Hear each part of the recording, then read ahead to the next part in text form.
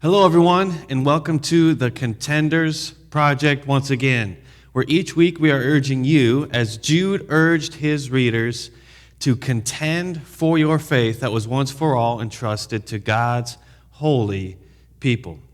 We are continuing today in our current series that we are calling I'll Do It Tomorrow, talking all about finding the power to change. The big idea in this series, if you've followed from the last 2 weeks, that we will continue to explore today is that we find and see change, sometimes difficult, even in a Christian's life. We've looked at topics like change, like growth and sanctification. And we will continue to discuss topics today like procrastination, and then also the importance of cultivating spiritual habits in our life to help us navigate change. The ultimate idea is that change in a Christian's life is actually a life-giving process that we can either embrace, avoid, or run from. As we have discussed over the last couple of weeks, discussing change and its effects are important because change is the one constant in life. Seasons change, people change, governments change, animals change, and as we have seen in the world that is around us, the list could go on and on and on. Positive changes, negative changes, maybe it's a promotion at work, the first cool day of fall after a long summer, your team winning the World Series or the Super Bowl, or other painful changes in life or negative, the loss of a marriage, unexpectedly being let go from your job, or having a child go through a traumatic accident. All of these experiences and so many more are changes in life and can bring about a myriad of feelings like happiness, sadness, joy, and fear. Today's bottom line, as we discuss change, as we discuss growth, as we discuss the importance of doing what God desires of us and conforming more into the likeness of His Son, is that, again, today's bottom line is that change can be hindered when we put off responsibilities for another time. Change can be hindered, stopped, or altered when we put off responsibilities that we need to do, that we must do to see that change for another time. And another word for putting off for tomorrow what should be done today is called procrastination. What do you procrastinate about?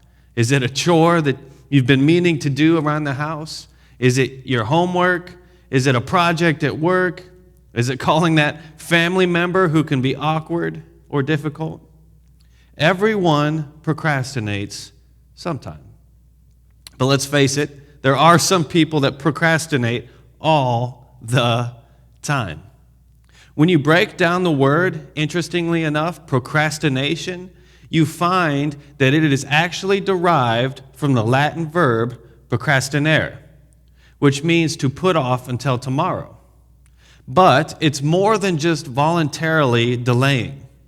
Procrastination is also derived from the ancient Greek word akrasia, what it actually means then is doing something against our better judgment.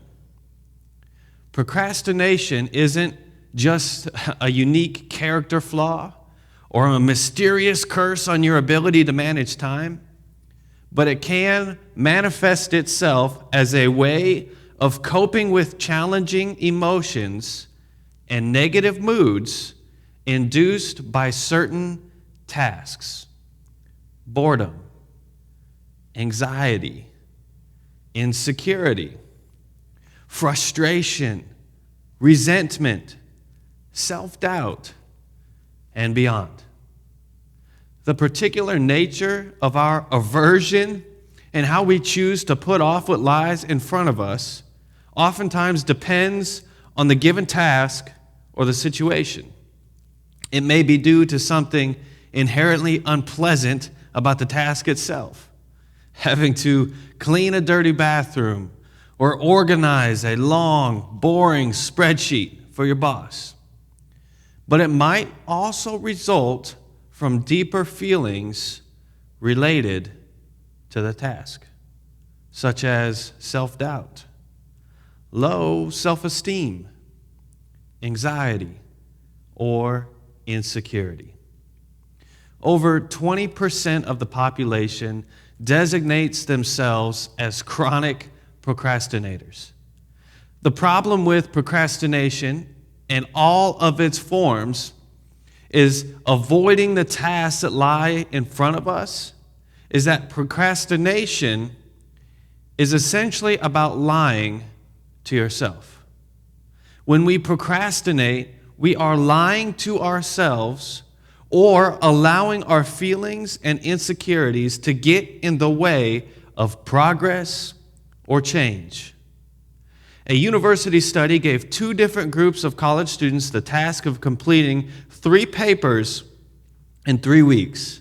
But one group was given strict deadlines where they had specific markers that they had to accomplish each week within those 3 weeks, whereas the other group was given just the final deadline at the end of the 3 weeks to complete the 3 papers.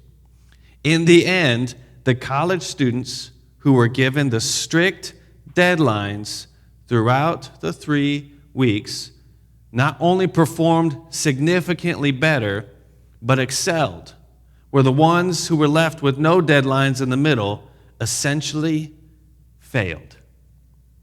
Procrastination and putting off what God has laid out in front of you, for some, can be the biggest obstacle towards growth, towards progress, or change. And why put off what God is calling you to today? Maybe, as many of us do, we have to trick ourselves into getting things done and starting on the changes that need to be done in your life. And that's okay. Start off small. Make small incremental changes and reward yourself as you make progress. Maybe if just simply starting something is the hardest part for you, you start making progress and start making changes on the parts or areas that are most enjoyable for you, knowing that that will help you gain momentum for the more difficult parts. Maybe you go through and eliminate all of the obstacles and distractions that prevent you from obtaining that progress or change that is desired. Maybe you cut the cable or Netflix or your subscriptions. Maybe you limit cell phone usage or choose a more simplified schedule. Sometimes making the other options that prevent change, no longer making them an option, is the only way to ensure progress or change. There's a story in Scripture that, when looked at from the perspective of putting off or skirting responsibilities, takes on a different portrayal of a common and well-known story. A story that we all know, a story in 1 Samuel chapter 17 of David and Goliath. But what we may not have ever realized, that in this story, the king at the time, King Saul, does the exact wrong thing that we are talking about today. Christian leadership podcaster Chris Bell describes the downfall of King Saul and how it relates to our own struggle with passivity and procrastination when he says, for example, in the story of David and Goliath, Saul, for 40 days, refused to go into the valley and fight. He was passive. As much as he looked like the leader, he refused to fight the battle that had His name on it. When we refuse to fight the battles that have our names on them, we will always pay the price for that. There is a price to be paid for being passive, for procrastinating, and avoiding change. We often find ourselves putting off what we need to do and ignoring responsibilities. In this story in 1 Samuel chapter 17, King Saul shows us what happens when we ignore our responsibilities. 1 Samuel has already described Saul as more handsome than any other man in Israel, a man that he stood a head above all others in the kingdom. Yet, after Saul, with all of his abilities, he is anointed king by Samuel. He then fails to take action in this pivotal moment. King Saul, when anointed, was given the charge to protect the people from enemies. King Saul looked like a king. But instead of protecting God's people, he ceded that responsibility to a young boy named David. As the story goes, we know what happened. David kills Goliath and garners great praise and awe. But the difference between David and Saul in this particular story wasn't about great strength or each of their individual battle skills.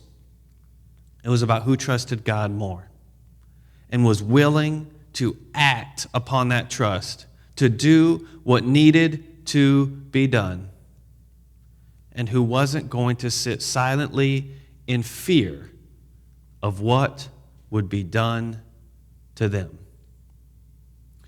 The question, as you all will read this story through its entirety in your time together in your groups, looking at what is at stake in our own lives, will you allow procrastination or being passive prevent or hinder your growth? Will you allow procrastination or being passive prevent or hinder your growth?